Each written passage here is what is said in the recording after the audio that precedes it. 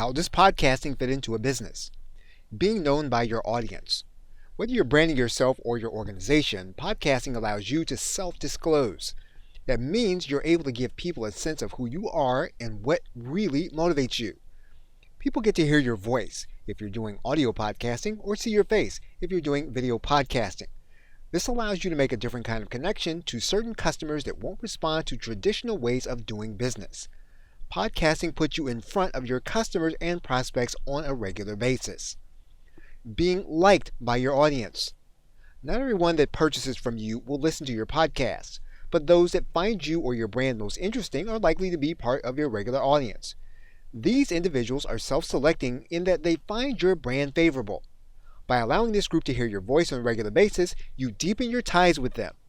And you build the basis for people to like you and or your brand more, even if logically it doesn't make sense. Being trusted by your audience.